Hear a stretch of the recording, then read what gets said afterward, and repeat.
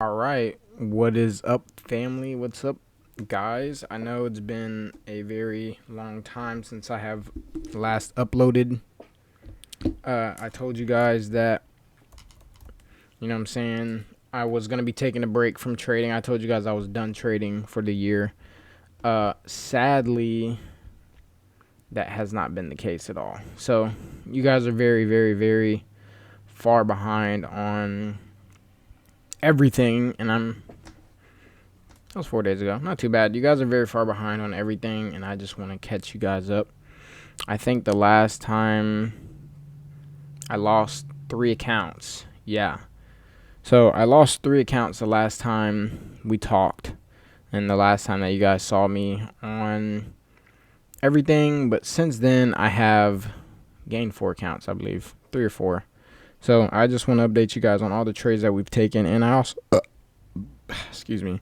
And I also got a new MacBook, so I'm just, using this. It just seemed like the perfect time to do an update because, got the new computer. We've taken a lot of trades, et cetera, gotten a lot of accounts, so it just seemed like a perfect time to do an update for you guys. So we're going to go ahead and do an update with that. So I'm not sure how many accounts I had previously before the last time we spoke. I think we had maybe 2 or 3, maybe 2, but now we have 6. So we have 6. So I'm going to take you guys through a couple of the trades that I have taken since then. So if anybody has been watching the markets recently, you have noticed that ES has had much more volume in that in comparison to NQ. Now let me just do this so I can stop going back and forth between the two, and we're gonna go ahead and full screen. This new computer, I'm really not sure how to full screen, like full screen. Oh, it's this. It's not it. Okay. Either way, try F11. Nope. All right. So either way, so we have been trading ES recently, but we'll just go over the trade that we took today. Matter of fact, so if we go to the 1 hour chart on ES and simply just, walk you guys through what we saw today. So on ES today, we had these stacked highs right here, and then we also had this nice draw on liquidity as well. I think these are just overall 4-hour highs, and it looks like all-time highs as well. So we had this draw at all-time highs, and so did we had that as well. It wasn't all-time highs on NQ, but we did have these draws higher as well.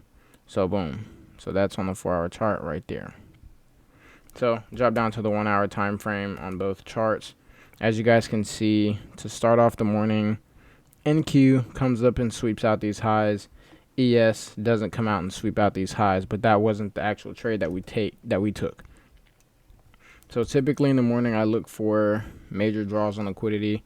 Obviously, like I said, we had hourly equal highs up here. So for ES, I was anticipating us to just continue that bullish bias and just look to write up a trade just to those equal highs right there. So this was the trade we actually saw and the trade that we actually took, but that was just my pre-market analysis. So to open up the morning, price kind of dumps down a little bit, takes out these lows right here. Obviously we're going to have SMT off of these lows, so honestly looking at this now, I'm just now seeing the SMT, but it is clear that there's SMT here, these lows. And then I just look for a first presented fair value gap. We had a 1 minute first presented fair value gap. Had 1 minute first presented fair value gap, and then we just ended up taking that inverse. Let's come here. Blah, blah, blah, blah, blah, blah, blah, blah. So boom, we just ended up taking that inverse. Obviously, we didn't have a 1 minute on ES. Didn't have a 1 minute get formed on ES, but what we did have was one get formed on NQ. So I knew I wanted to be trading ES today because NQ has not been moving much recently. So I knew I wanted to take ES today.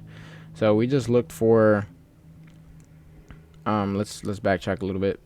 So firstly, ES ends up inversing this gap right here that we would have had on NQ, but there is no gap formed on ES. So we end up inversing this right here. Any normal market condition, I'm taking the trade like this, targeting those equal highs. That's what the trade was supposed to look like, but we ended up entering where we did. Because we had to wait for NQ to also inverse this gap as well. And once NQ inverses gap at 933, we then entered the trade at 933, targeting a 1 to 1.25 R to give us what we needed to pass the challenge. So that was the first trade we've taken today that helped us, secure up another funded account. And then the trade I took yesterday was simply just a continuation move.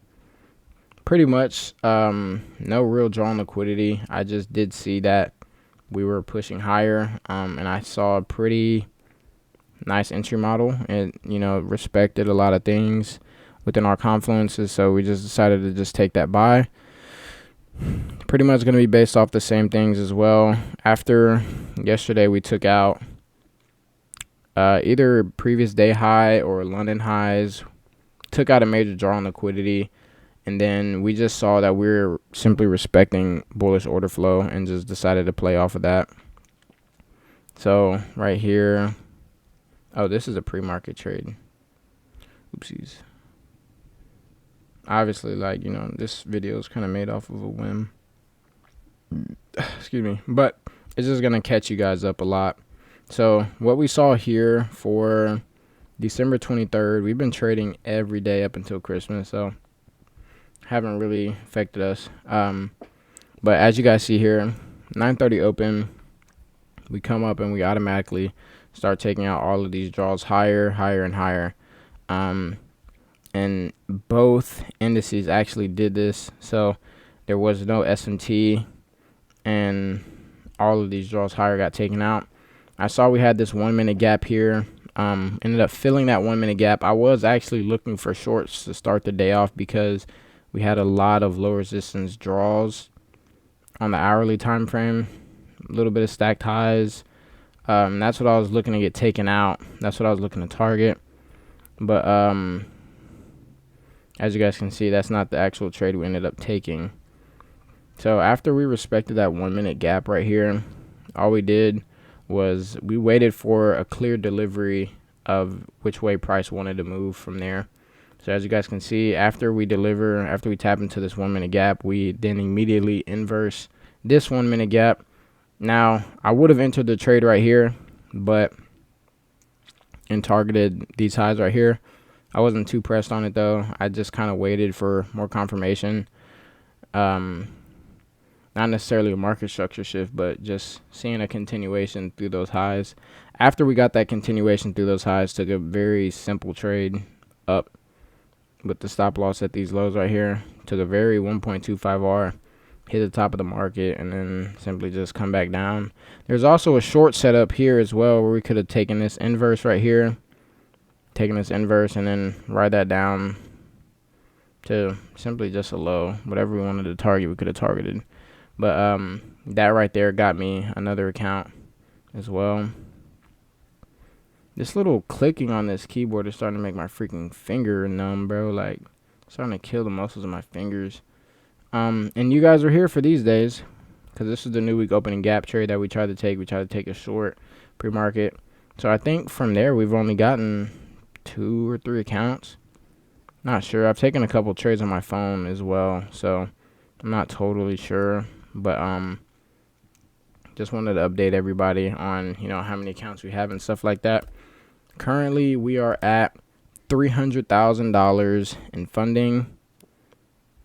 Could have sworn I had the text thing on here, but I want to do this.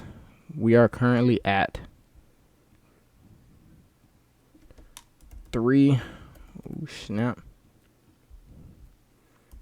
300K in funding.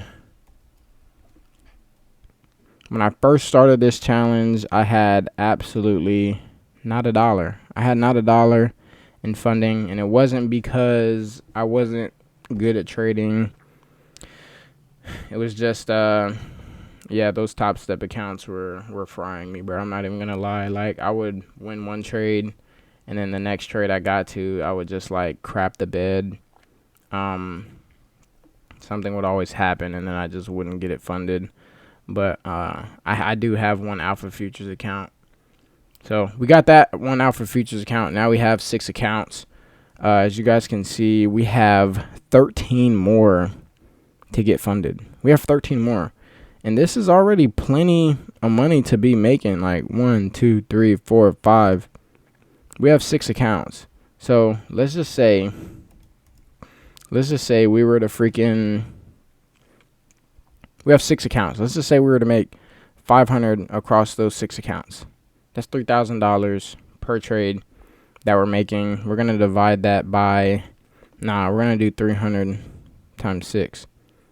That's $1,800 we are making per trade, because I want to be lowering my risk a little bit so I can continue to take seamless positions. You know what I'm saying? I don't want me to be too attached to the money. $1,800 a day is plenty. It's plenty of money. It's plenty of money. There's no need for me to go out and shoot for $8,000 days. And that's not what I need right now. What I need right now is consistent withdrawals, consistent payouts, and consistency within my trading. And how that's going to come is from me continuing to build more accounts. So, that being said, the goal overall, I forgot to do this. The goal overall is to get to this 500K in funding. Get the 500K in funding divided by 50,000. That's going to be 10 accounts. So 10 accounts times 500 is $5,000 a trade. Per trade. That is the goal right there. 5K per trade. Build it up. Build it up. That means every day I'm making 5K. So at the end of the month, if I end up 3%, I can take out a $15,000 withdrawal. And I should end up way more than 3% if I continue to trade the way I've been trading. So come February, that's going to be our new system. Because obviously we're not taking any account. We're not taking any trades on these PAs. Not just yet. Not until this entire stack is finished. And we have until January 16th to finish this entire stack. And after that's done, that's when we're really going to start trading, doing stuff like that. And then the next series will be the series to this 5-figure payout. Because the only thing we need is to build up 2,500 within all of these accounts. And then another 2 bands on top of that. And then take out $1,000, bro. And that $1,000 is going to be anywhere from, it's going to be 10,000 bucks, I think, if we have 10 accounts. So it'll be $10,000. Take out that $10,000 withdrawal and then continue to build the accounts, because I don't need the money. We're going to continue to take that $10,000 profit, $10,000 trade. We're going to sit on that cash. We're going to hold that cash, not do anything with it, not invest it, not do anything. And then we'll continue to trade and build our buffer until we can take, until we have like 10K built up in each account. And then that's when we're going to start taking those consistent withdrawals. But our new buffer line is going to be that $10,000 mark.